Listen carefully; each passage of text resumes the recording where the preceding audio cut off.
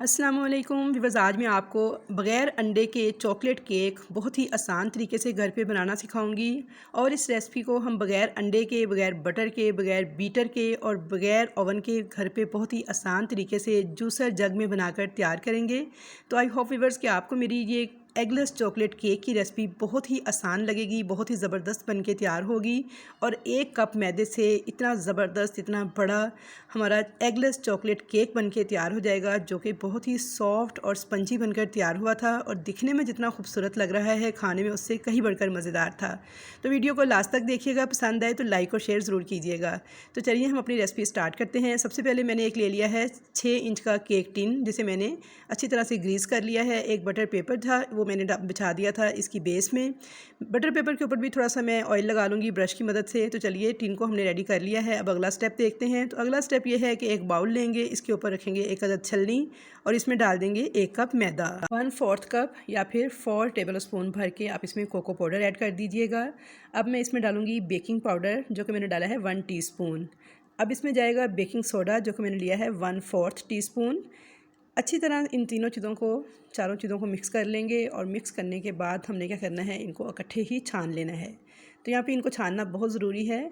तो यहाँ पे हमारे ड्राई इंग्रेडिएंट्स रेडी हैं, इनको एक साइड पे करेंगे। और अब लेंगे एक जूसर ब्लेंडर जग, जो कि इजीली हर एक के पास अवेलेबल होता है। कोई बीटर वगैरह की ज़रूरत नहीं है इस केक को बनाने के लिए। आपको आधा कप मैंने चीनी डाल दी है और अब इसके अंदर डाल दिया है 1/4 cup cooking oil. Cooking oil अब जो खानों में इस्तेमाल करते हैं वही कुकिंग ऑयल मैंने इस्तेमाल किया है।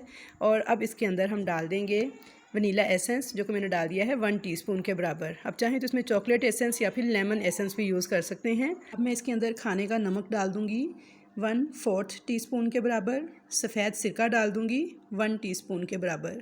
आप किसी भी ब्रांड का सफ़ेद सिरका यूज़ कर सकते हैं, लेकिन 1 टीस्पून से ज़्यादा ऐड नहीं करना, 1 टीस्पून ही ऐड करना है।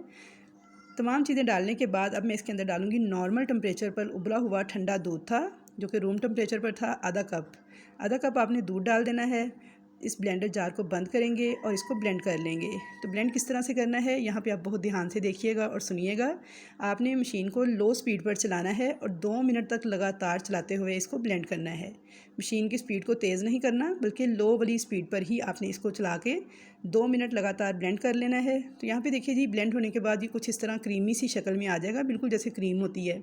अब इसको हम एक बॉल में निकाल लेंगे। तो यहाँ पे देखिए थोड़ा सा बैटर जग के अंदर लगा हुआ है। तो इसमें हम क्या करेंगे, 1/4 कप मज़ीद नॉर्मल टेम्परेचर पे उबला हुआ ठंडा दूध लेंगे। इसे हम इस जग में ऐड कर देंगे। 1/4 कप दूध था, अच्छी तरह से हिला लेंगे और इसको भी हम इसी बैटर में ऐड कर देंगे। इससे क्या होगा, जग भी हमारा क्लीन हो जाएगा और दूध भी ऐड हो जाएगा 1/4 कप मज़ीद। अब हमने इस बैटर के अंदर जो हमने ड्राई इंग्रेडिएंट्स रखे हुए थे छान कर, ये ऐड करते जाएंगे। और विस्कर के साथ आपने एक ही डायरेक्शन में चलाते हुए इसको मिक्स करते जाना है। बस थोड़ा थोड़ा करके ड्राई इंग्रेडिएंट्स को ऐड कीजिएगा और मिक्स करते जाइएगा। डायरेक्शन आपने एक ही रखनी है और एक ही डायरेक्शन में आपने चम्मच को घुमाते हुए ये सारे जो मैदे को और जितने भी ड्राई इंग्रेडिएंट्स हैं इन सबको मिक्स कर लेना है। एकदम से सारा मत ऐड कीजिएगा, वरना गुठलियाँ बन जाएंगी। थोड़ा थोड़ा करके ऐड करेंगे तो बहुत ही ईजीली ये सारा जो मिक्सचर है ये इसके अंदर बहुत ईजीली मिक्स हो जाएगा। तो यहाँ पे देखिए जी, बहुत अच्छी तरह से हमारा बैटर रेडी हो चुका है। इसमें कोई भी लंप या गुठली वगैरह बाकी नहीं है। और इसकी कंसिस्टेंसी थोड़ी पतली ही होगी, मीन्स बहुत ज़्यादा थिक नहीं होगा, थोड़ा रनी सा होगा ये। तो यहाँ पे बैटर हमारा रेडी है। अब हम इसको डाल देंगे केक टिन के अंदर। तो यहाँ पे देखिए जी, सारा बैटर मैंने केक टिन में डाल लिया है। हल्का सा इसको टैप कर लेंगे ताकि सारे एयर बबल वगैरह निकल जाएं। और एक बहुत अहम बात ये कि मैंने 10 मिनट पहले एक अदद सिल्वर की जो देगची थी उसे मीडियम फ्लेम पे प्री हीट होने के लिए चूल्हे पे रख दिया था, जब मैंने केक बनाना स्टार्ट किया था। तो आपने भी ऐसा ही करना है कि जब केक बनाना स्टार्ट करना है तो एक देगची चूल्हे पे रख देनी है मीडियम फ्लेम पे प्री हीट होने के लिए। ये देखिए जी, देगची मेरी प्री हीट हो चुकी है, यानी बहुत अच्छी तरह से गर्म हो चुकी है मीडियम फ्लेम पर। इसके अंदर मैंने एक स्टैंड रखा हुआ है, इसके ऊपर रख दूँगी इस केक टिन को, इसे कवर कर दूँगी और बिल्कुल लो, जैसे आप चावलों को दम लगाते हैं ना, दम वाले फ्लेम पे इसको 40 मिनट तक बेक करूँगी। यहाँ पे देखिए 35 मिनट हो गए थे तकरीबन। मैं इसको चेक कर लेती हूँ। तो ये देखिए माशाल्लाह कितना खूबसूरत हमारा केक बन के तैयार हुआ है। और बग़ैर अंडे के, बग़ैर बीटर के हमने इसे बना के तैयार किया है। नाइफ़ इसके अंदर मैंने इंसर्ट किया तो थोड़ा सा देखिए नाइफ़ की नोक पे इसका बैटर लग रहा है। इसका मतलब है अभी थोड़ा सा केक अंदर से कच्चा है, तो 5 मिनट इसको मज़ीद बेक कर लेंगे। तो यहाँ पे देखिए जी, अब पूरे 40 मिनट हो चुके थे। तो 5 मिनट के बाद इसे मज़ीद चेक कर लिया है हमें। तो ये देखिए अब हमारी नाइफ़ बिल्कुल ड्राई है, इसके साथ कोई भी चीज़ चिपक नहीं रही है। तो इसका मतलब है अब हमारा केक जो है परफेक्टली बिल्कुल सही से बेक हो चुका है। तो ये देखिए माशाल्लाह से अब इसे निकाल लेंगे देगची में से और काउंटर पे रख के इसे ठंडा होने के लिए छोड़ देंगे। लेकिन यहाँ पे एक एहतियात जो आपने करनी है कि आपने इसके ऊपर कोई सूती कपड़ा या रुमाल वगैरह डाल देना है, फिर इसको ठंडा करना है ताकि जिसका मॉइस्चर है वो इसके अंदर ही लॉक रहे और केक हमारा सॉफ्ट रहे।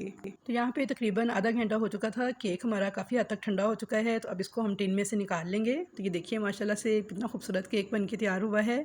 छुरी के साथ इसके चारों तरफ किनारे पे एक दफ़ा छुरी चला देंगे ताकि इजीली किनारे फ्री हो जाएं और उल्टा करके ये देखिए कितने आराम से ये निकल के आ गया है। इसका बटर पेपर उतार देंगे और माशाल्लाह ये देख सकते हैं आप कितना सॉफ्ट, कितना स्पंजी और कितना टेस्टी केक बन के तैयार हुआ है। मैं आपको बता नहीं सकती।